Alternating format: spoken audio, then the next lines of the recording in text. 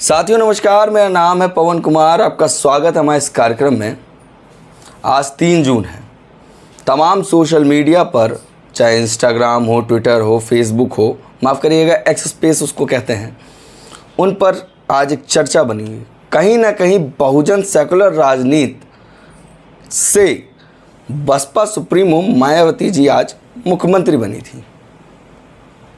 2 जून से 3 जून की जो तारीख है, इसके बीच में क्या इतिहास है। एक राजनीति में नया बवंडर आया था, क्योंकि कई पन्ने पलटे थे, कई इतिहास ऐसे हैं जो सामने आएंगे। तमाम विषयों पर बात करने के लिए हमारे साथ आरसी वाल्मीकि जी मौजूद हैं। उनसे बात करेंगे और जानेंगे। सर, आपका स्वागत है। धन्यवाद पत्रकार महोदय। सर, आज 3 जून है। बसपा सुप्रीमो मुख्यमंत्री बनी थी पहली बार। कैसा मंजर था, क्या था?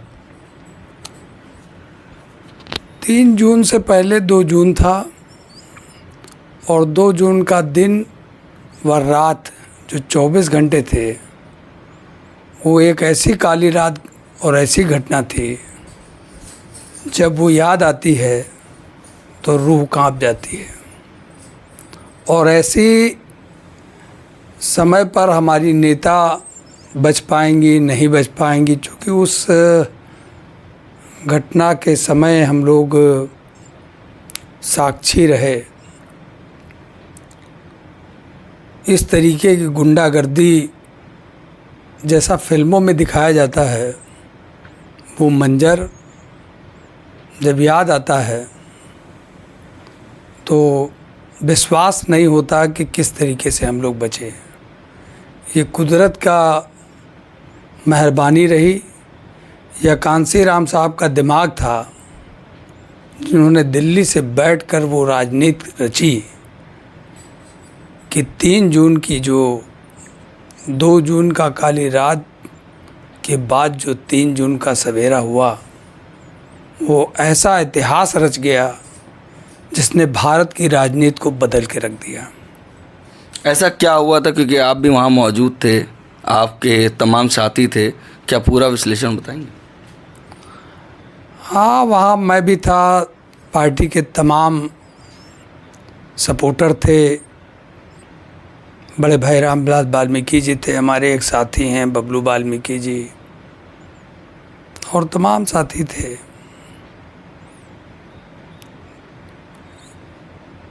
मीटिंग भी वीआईपी गेस्ट हाउस में विधायकों के साथ, चूँकि समर्थन वापस ले लिया था, और विधायकों के साथ भी वीआईपी गेस्ट हाउस में बहन जी मीटिंग कर रही थी। और समय इस तरीके से लोगों का आना शुरू हुआ, और विधायकों की फ़ोटो वगैरह भी मीडिया में आई थी खूब, कि वीडियो भी वायरल हुए थे कि कैसे विधायकों को टांग कर ले जा रहा था। और उसमें आज के तमाम वो साथी हैं जो जिनको टांग कर ले जाया जा रहा था। राजभर जी थे, निषाद जी थे, और तमाम लोग थे। राज बहादुर जैसे लोग मिशन से पाला बदल कर जा चुके थे। अगर उस समय साहब ने राजभर जैसे लोगों को वापस ना लिया होता, तमाम लोग हैं जिनका पुराने साथी हैं, आज उन लोगों के बारे में सोचकर दुख होता है। मंचों से बहुत अच्छी बात करते थे लोग, लेकिन आज वो उस पार्टी के साथ हैं जो दलित, पिछड़े और अल्पसंख्यक की सबसे खतरनाक पार्टी है, सबसे ज़्यादा नुकसान पहुंचाने वाली पार्टी। महापुरुषों का अपमान करने की हिम्मत भारतीय जनता पार्टी और कांग्रेस में नहीं है। लेकिन देश की राजनीति के इतिहास में जब आप देखेंगे तो आपको दिखेगा कि अगर कोई सबसे ज़्यादा खतरनाक पार्टी है तो वो समाजवादी पार्टी है। वो सबके सामने है, उसने सरकार में जो भी किया है, जिस तरीके के काम किए हैं, तो हमारे पुराने साथी राजभर जी के बारे में सोचकर बड़ा दुख होता है कि जो आज आरोप लगा भी नहीं पाते हैं, वो उनको भी मंत्रिमंडल में लेकर मंत्री बनाकर कई बार मंत्री बनाया। आज उनका जो फेस जाना जाता है वो सिर्फ और सिर्फ बहन जी के आशीर्वाद और कांसीराम साहब की रणनीति की वजह से है। तो वो दिन एक ऐतिहासिक दिन था, बहुत ज़बरदस्त घटना थी और तमाम साथी जो थे वो ये सोच रहे थे कि ये रात कैसे कटेगी, लेकिन तमाम बातें हैं जिसका खुलासा नहीं किया जा सकता। तमाम बातें हैं जिसके बारे में कुछ राजनीतिक व्यवस्था होती है जिसको नहीं बताया जा सकता। लेकिन समाजवादी पार्टी से दूरी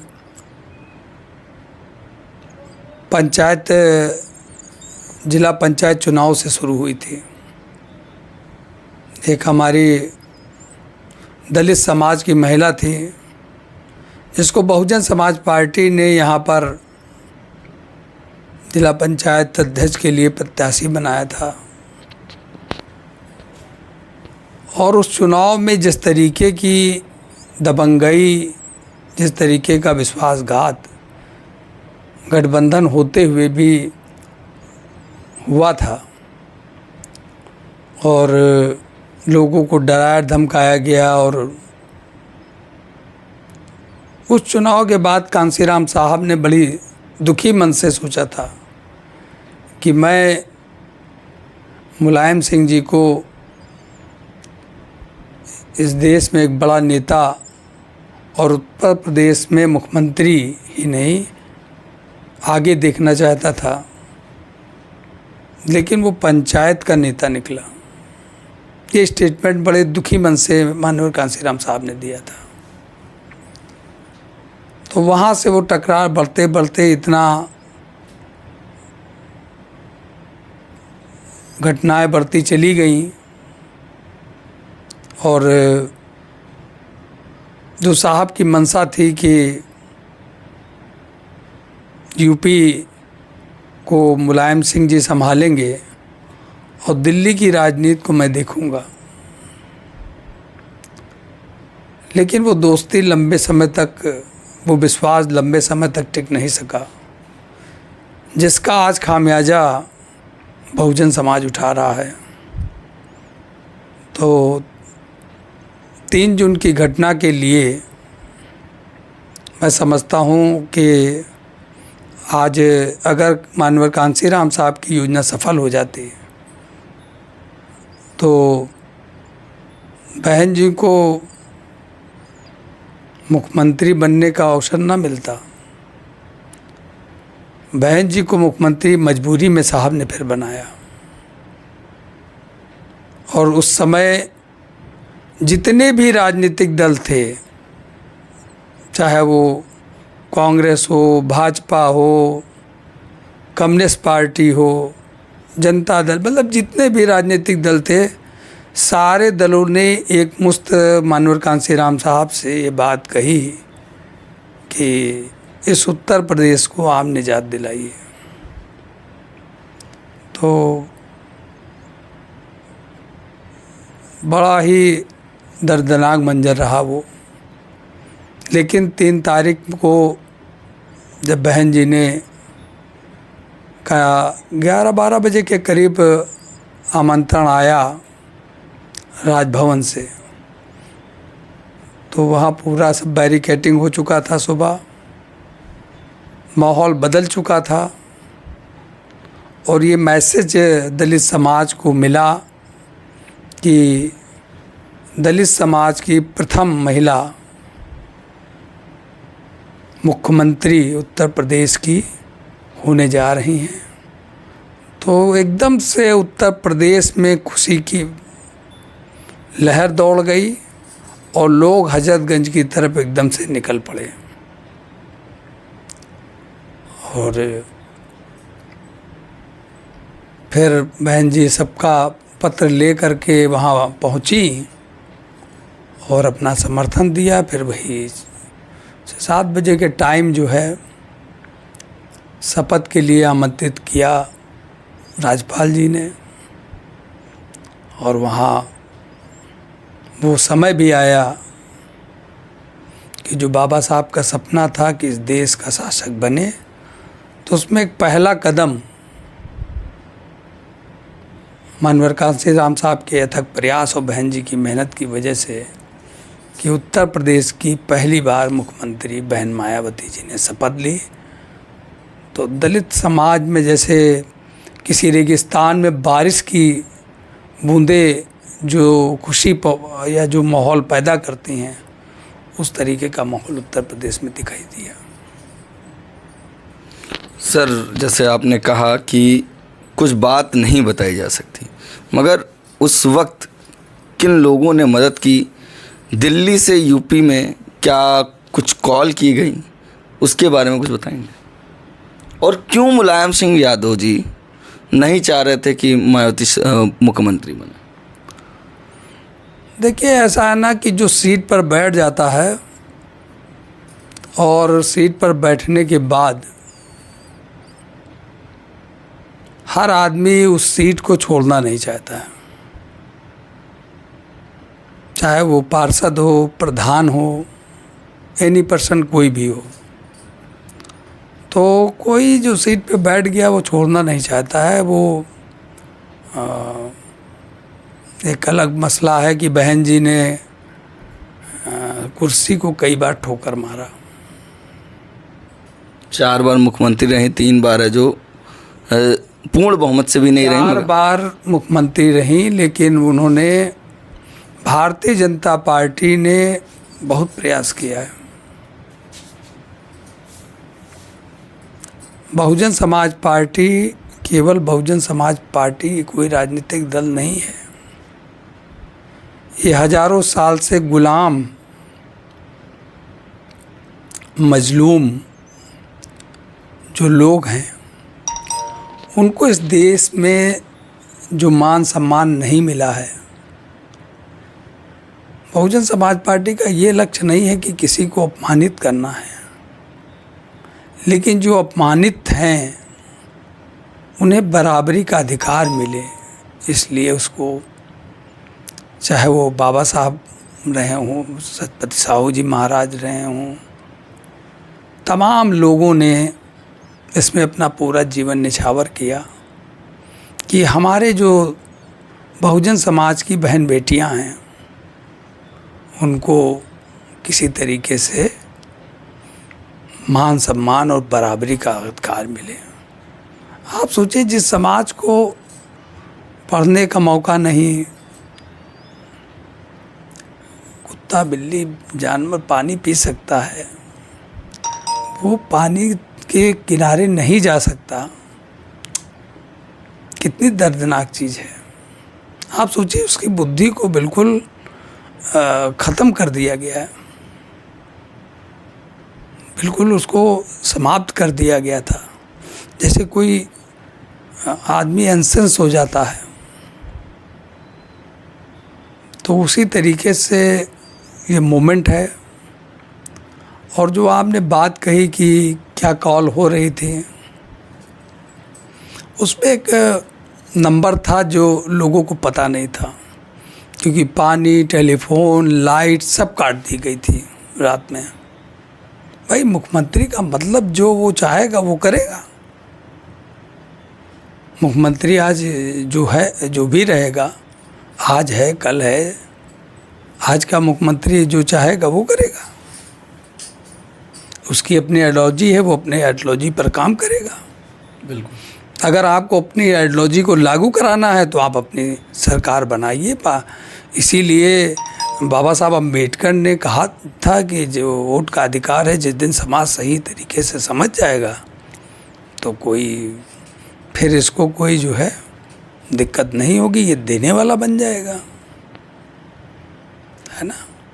तो वो मुख्यमंत्री थे तो उस समय सब व्यवस्था हुई, लेकिन एक नंबर ऐसा था जो गोपनीय नंबर 3 ही लोग जानते थे, उनके बारे में कुछ कहना ठीक नहीं होगा। कुछ चीज़ें होती हैं जो बातें नहीं कही जाती। वहाँ उस समय योगेंद्र मुरारी यादव जी हमारे मंडल अध्यक्ष थे, लखनऊ मंडल के अध्यक्ष थे, वो भी लोग थे और तमाम लोग थे। लेकिन मनवर कांसीराम और बहन जी का आदेश था कि नहीं, किसी तरीके की लड़ाई झगड़ा नहीं करनी है, उन्हें जो करना है करने दीजिए, हमें अनुशासन में रह कर के कानून व्यवस्था का के हिसाब से काम करना है। तो वो बात की गई और ये 3 तारीख जो थी ये बहुत ऐतिहासिक दिन है। पहला वहाँ से एक सपना सच होता हुआ दिखा, जिसको लोग मतलब यकीन नहीं करते थे। लेकिन 4 बार बहन जी मुख्यमंत्री बनी, तो जिन लोगों ने अपना कुर्बानी दी थी जीवन की, उनके मान सम्मान के लिए बहन जी ने काम किया। और ऐसा मुख्यमंत्री मैं समझता हूँ जिस तरीके का उन्होंने काम किया है, भारत ही नहीं ऑल वर्ल्ड में बात करता हूँ कि इस स्तर पर तो किसी ने काम नहीं किया होगा। लेकिन उस पर मीडिया चर्चा ही नहीं करता है। मीडिया तो ये कहता है कि वो ठीक है, वो उनका अपना काम है। जो एक तो इस देश में जाति जो है ना, वो कहते हैं जाति जाति नहीं, तो जाति अपने हिसाब से काम करती है। लेकिन कांग्रेस ने कुछ पार्टी जब गठन हुआ तब भारतीय जनता पार्टी नहीं थी, तब कांग्रेस थी। और संविधान का सबसे ज़्यादा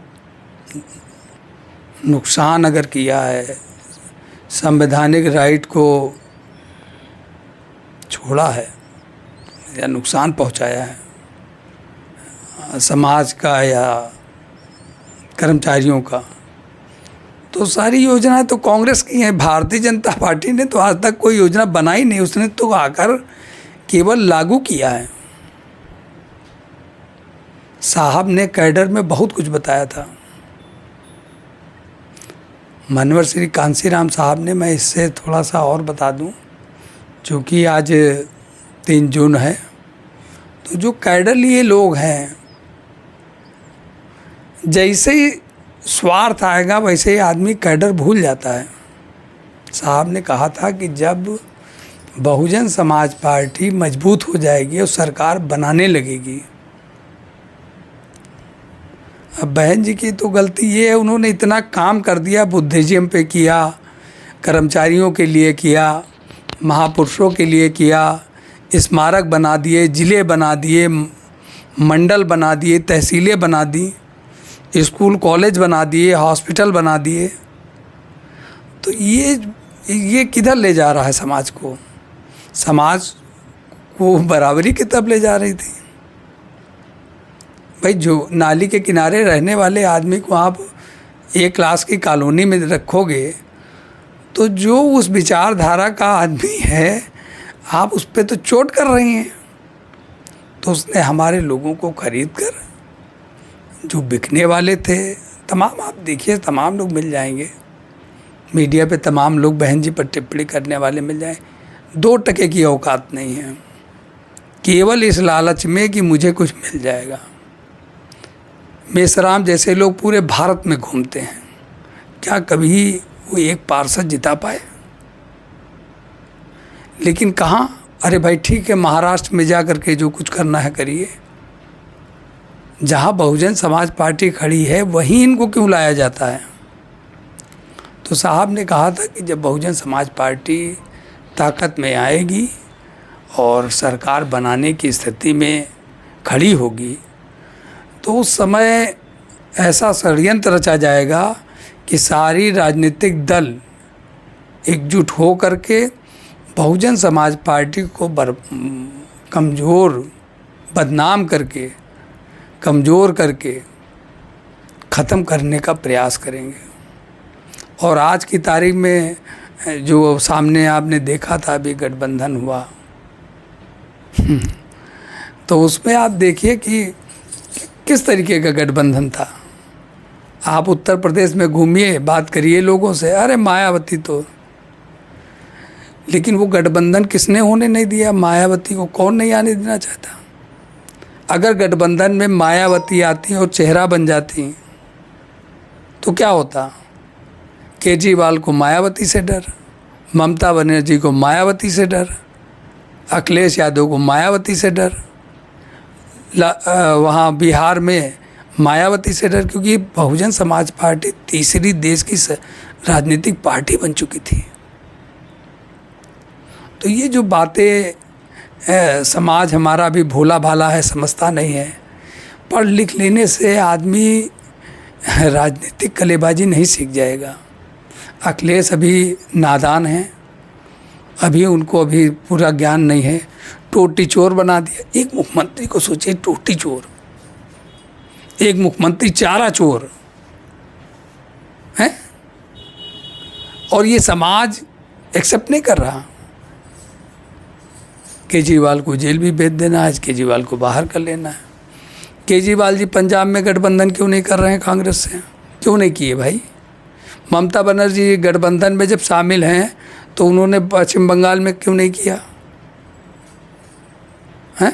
यूपी में एक सीट मिली। यूपी में ठीक है, मायावती नहीं ठीक थी, चंद्रशेखर उनका तो बिल्कुल एकदम हाथ पैर जोड़े खड़ा हुआ था, बेचारा रो रहा है। माँ भी दया करके, पड़ोसी दया करके खाना दे देते हैं, लेकिन गठबंधन ने उनके लिए एक सीट नहीं छोड़ी। राजप्रकाश जी थे, तो राजप्रकाश जी तो बाबा साहब के परपोते हैं, महाराष्ट्र में उनको क्यों नहीं 2 सीट दी? तो कांग्रेस भी नाटकबाजी कर रही थी, गठबंधन नहीं चाहती थी, क्योंकि ये तमाम अंदर लोग मिलकर बातचीत किए थे। ये छोटे नेता यहाँ बयानबाजी कर रहे थे, लेकिन अंदर में उनको भारतीय जनता पार्टी की बात नहीं है, उनको बहुजन समाज पार्टी को किसी भी कीमत पे बढ़ते नहीं देखना चाहते, क्योंकि बहुजन समाज पार्टी की जो आइडियोलॉजी है वो इस देश में समानता, बंधुत्व, भाईचारा और विकास की है। वो सम्राट अशोक के भारत की बात कर रहे हैं। तो खैर 3 जून है, तो जो भी मंजर रहे हैं, दिल में पीड़ा है। जब बात होती है तो थोड़ा सा दिल भर आता है, क्योंकि वो मंजर सोच कर अगर नेता हमारी ना रही होती। तमाम लोग कहते हैं बहन जी के बारे में, बातें इतनी हैं कि की जाए तो ख़त्म नहीं हो सकती। हमसे भी लोग कहते हैं कि अरे तुम कहाँ लगे हो, लेकिन मुझे पता है कि हम कहाँ लगे हैं। अपना भाई, अपना बेटा सबको प्यारा होता है, लेकिन कांसीराम ने कहा था, एक वर्ड कहा था कि जहाँ नीला झंडा और हाथी निशान दिखाई दे, समझ जाना मैं आया हूँ, मैं अभी जिंदा हूँ।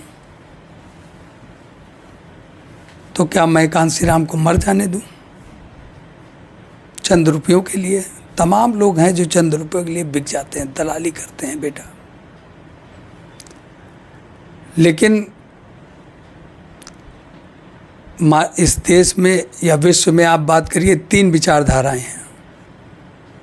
इस्लामिक, मोहम्मद साहब की बात कर लीजिए, ईसा मसीह की बात कर लीजिए, गौतम बुद्ध की। क्या तीनों को जीते जी सम्मान मिला? आज बहुत लोग उनको पूछते तो हैं, लेकिन उस विचारधारा को मानते नहीं हैं लोग। बड़े शर्म की बात है। सीना तो ठोकते हैं लोग, लेकिन मानते नहीं हैं। राम की लोग बात करते हैं तो राम ने पिता के वचन के लिए जंगल चुना था ना, कि राजपाट चुना था। तो हमारे लोगों को ये सोचना चाहिए कि तमाम मठों से निकलकर, मंदिरों से निकलकर तमाम लोगों को आप देखिए, सब संसद भवन की तरफ क्यों जाना चाहते हैं। हमें बैठकर मंथन करना चाहिए ना। तो आज की 3 जून की तमाम कड़वाहटों के बावजूद सबको बधाई भी देनी चाहिए, लेकिन काम अभी बहुत बाकी है। आरएसएस के पास सब कुछ था, क्या नहीं था आरएसएस के पास। उसको सत्ता में पहुंचने में 100 साल लगे। पहले हिंदू महासभा बनाया गया, फिर आरएसएस बनाई गई, फिर और तमाम बातें हैं। करते करते यहाँ तक आने में जिसके पास किसी चीज़ की कमी नहीं थी, तो इस दलित के पास तो कुछ भी नहीं था। तो भैया जब उनको 5-6 पीढ़ियां लग गई तो आपको भी तो इंतज़ार करना चाहिए, 4-5 पीढ़ियां आपकी भी तो लगेंगी। बहुजन समाज पार्टी का गठन हुए भाई 84 में हुई और 24 है,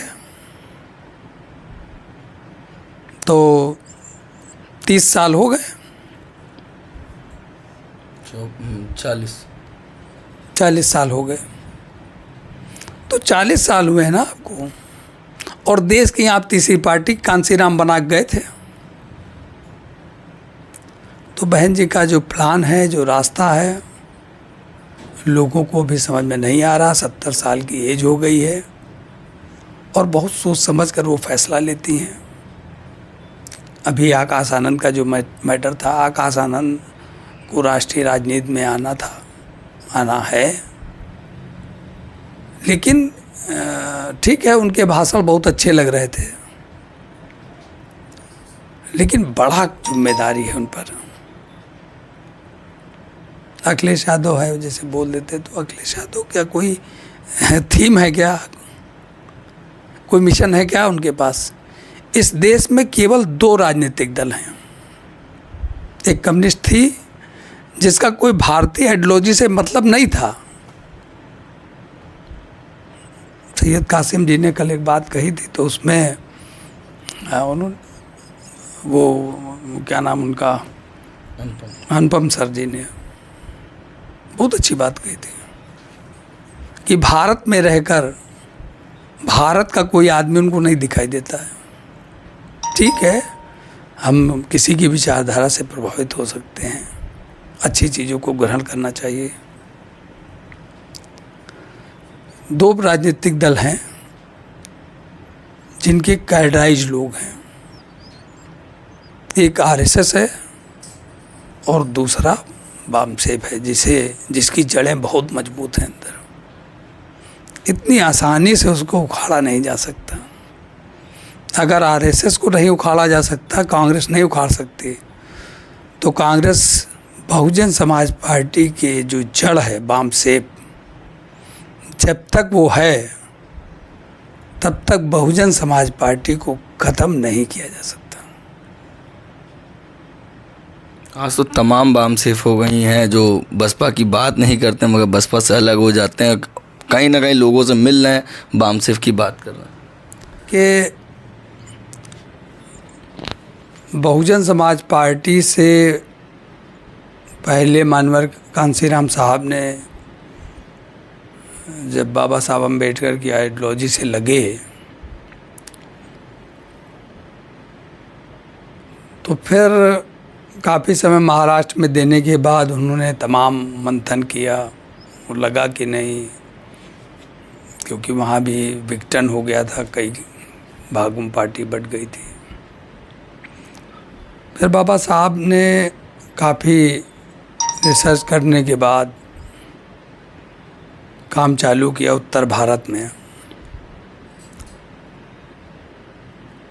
तो महापुरुषों के आइडियोलॉजी को पूरा पढ़ने समझने, लोगों से मिलने के बाद सोशल एक्टिविटी में जो लोग इन्वॉल्व थे उनको सबको संगठित किया।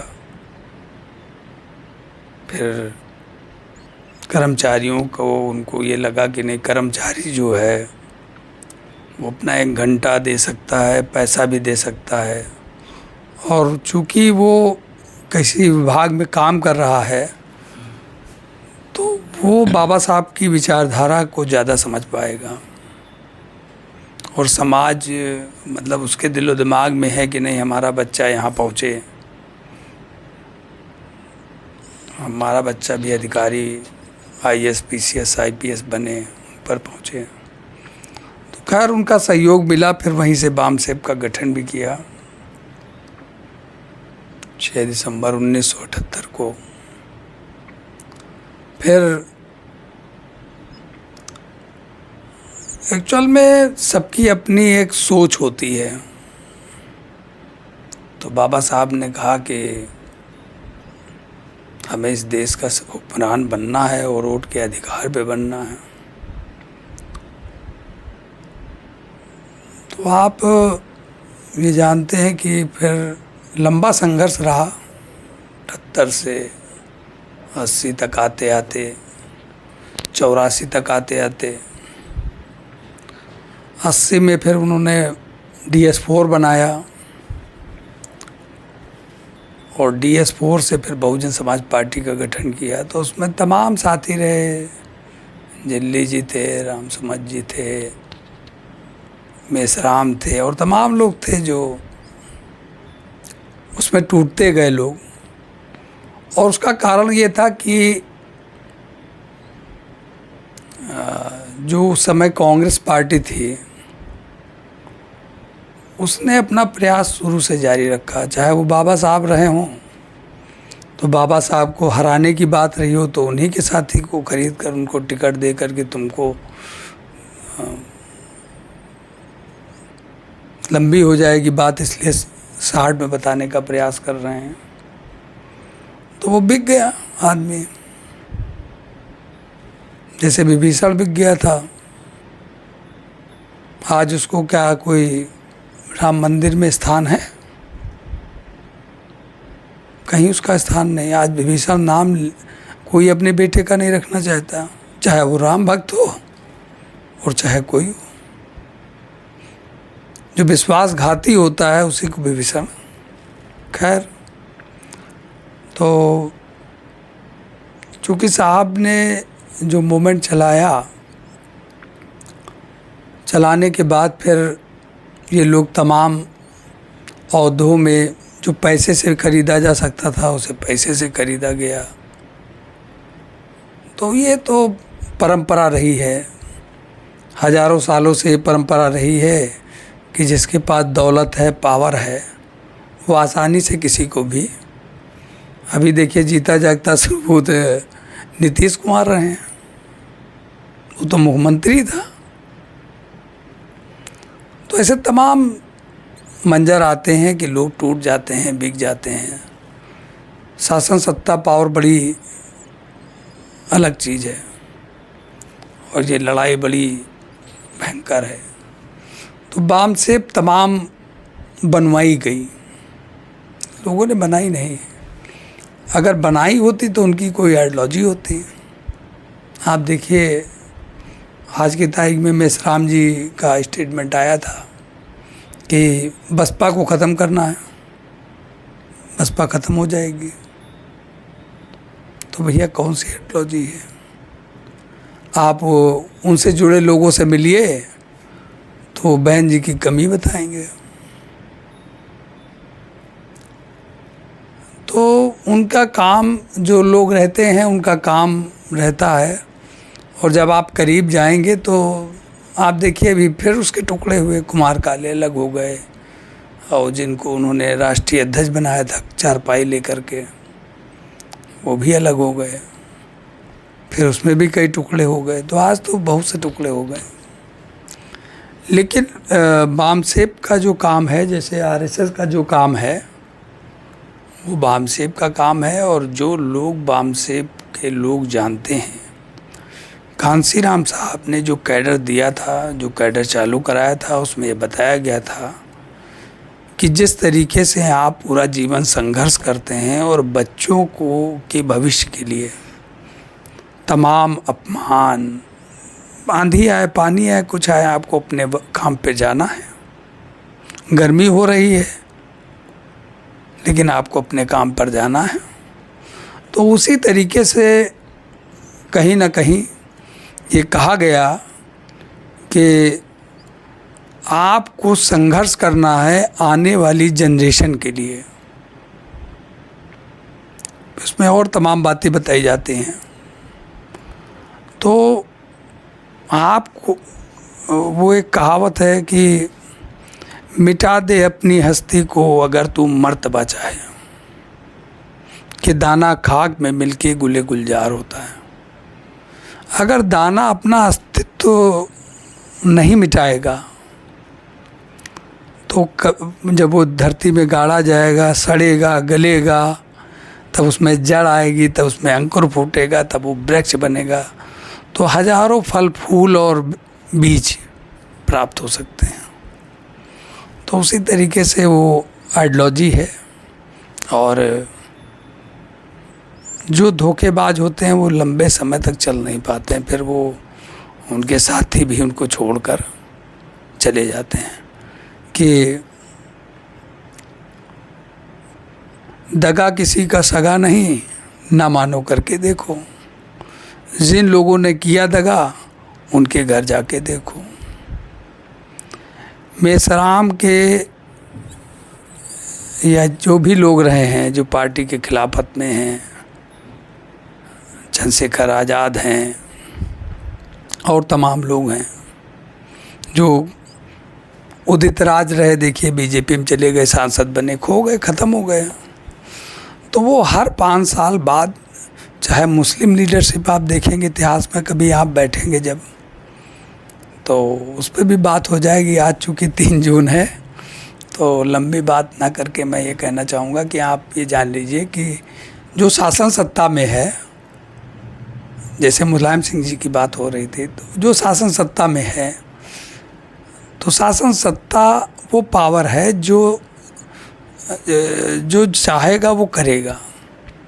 तो जो व्यवस्था है वो बनाए रखना चाहते हैं। और बहुजन समाज पार्टी वो जो खड़ी व्यवस्था, खड़ी का मतलब है ऊंच नीच की भावना जो है, उसको ख़त्म करके समता मूलक समाज, बराबरी की बात है। तो बड़ी मुश्किल से है। अभी देखिए बहन जी पे तमाम आरोप लगते हैं।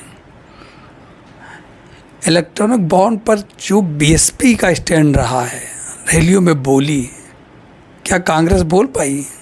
क्या समाजवादी पार्टी बोल पाई? कोई राजनीतिक दल, ममता बनर्जी, लेकिन नहीं लिया। बहन जी को कहते हैं पैसे के लिए काम करते हैं। रिलायंस पेट्रोल पंप, जितना मैं जानता हूँ कि उससे केवल इतनी बात कही थी कि आप जो है आरक्षण व्यवस्था जिस तरीके से है उस तरीके से अपनी कंपनी में भी लागू करिए। भाई देश के सब नागरिक हैं और भारत में रहेगा तो भारतीय संविधान को क्यों नहीं मानेगा, चाहे प्राइवेट सेक्टर हो या कोई हो। तो उनका कहना था कि आप ये करिए, तो उनका कहना था ये नहीं हो सकता। तो पैसा और तमाम बात हो रही थी। बहन जी के जीते जी उनकी बात अगर नहीं मानी, अगर पैसा की बात होती तो हर चुनाव में देता वो। लेकिन वो बहन जी वहाँ झुकी नहीं, किसके लिए? समाज के लिए। समाज के लिए नहीं झुकी, और अफसोस कि वो समाज जानता नहीं है।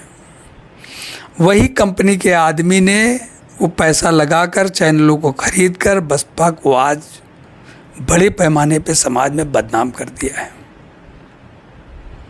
जैसे सरकार बदली, सारे रिलायंस, तो क्या हुआ होगा? जब उसको किया तो उससे समाज का कोई मतलब नहीं था। समाजवादी पार्टी की सरकार आई, उससे क्या मतलब था समाज का? समाज का कोई मतलब नहीं था। अब उसने कैसे किया होगा ये वही जानता है, और लोग समझ सकते हैं कि चंदा लिया होगा या जो भी किया होगा। आज आपको रिलायंस दिखाई दे रहा है, लेकिन वो जो चैनल हैं वो बहन जी के बारे में कह रहे हैं। 3 जून को प्रथम बार जब बहन जी बनी थी, और आज की तारीख है, बहन जी ने जब जब सरकार रही कभी दंगा नहीं होने दिया, चाहे वो मुस्लिम समाज हो, चाहे वो दलित समाज हो, बैकवर्ड समाज हो, और यहाँ तक कि अपर कास्ट का समाज के लोग हों। किसी के अधिकार को मारने की उन्होंने कभी कोई बात नहीं की। सबको उन्होंने सब कुछ दिया। लेकिन आज क्या है? आज समाज में जो पढ़े लिखे लोग हैं वो थोड़ी सी अगर उनके सरकारों के कामों पर भी ध्यान दें, जिसने बहुत बड़े पैमाने पे काम कर दिया हो, नौकरी दे दी, भाई क्या चाहिए आपको? रोटी, कपड़ा, मकान, सम्मान, सुरक्षा, बड़े पैमाने पे कर दिया। लोग एक ज़िले के लिए परेशान रहते थे, उन्होंने इतने इतने ज़िले बना दिए, 46 तहसीलें बना दी, कई कई मंडल बना दिए, और उत्तर प्रदेश को उन्होंने कहा था 3 भागों में बांट देंगे लोगों को। कोर्ट कचहरी के लिए जो पश्चिम में लोग रहते हैं वो जानते हैं कि कितनी दिक्कत होती है। इलाहाबाद सबको जाना पड़ता है, बहुत बड़ा प्रदेश है। खैर, आज जिसने सब कुछ दिया, आज अगर जनता महंगाई की बात कर ले, रोजगार की बात कर ले या कुछ कर ले, तो उसका दोषी कौन है? भारतीय जनता पार्टी या समाजवादी पार्टी? उसके दोषी कहीं ना कहीं हमको आकलन करना चाहिए, हमें सोचना चाहिए बैठकर। हमें सोचना चाहिए कि गलती उत्तर प्रदेश के लोग क्यों कर रहे हैं। तो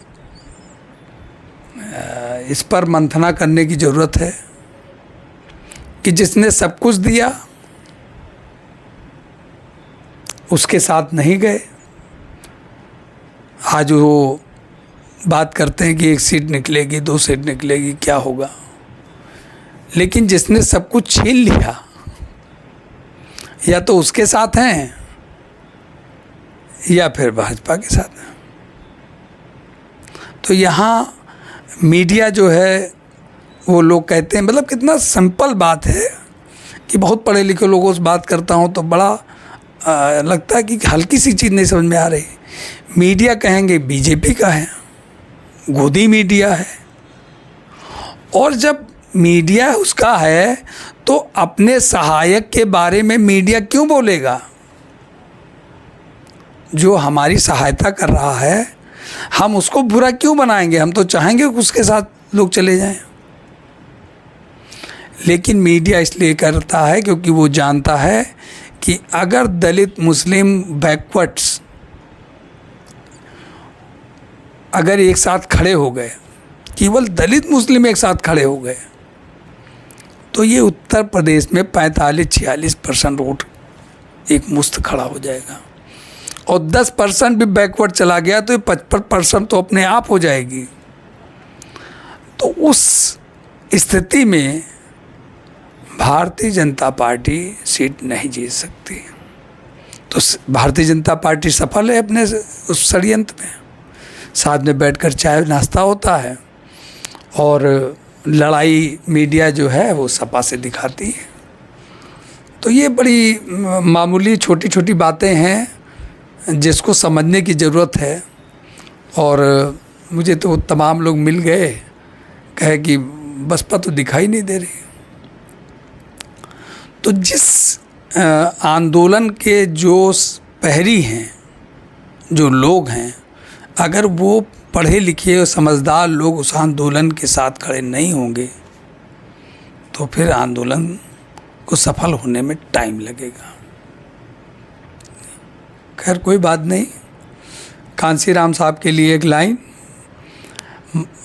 मैं अकेला ही चला था जानबे मंजिल मगर लोग साथ आते गए और कारवां बनता गया।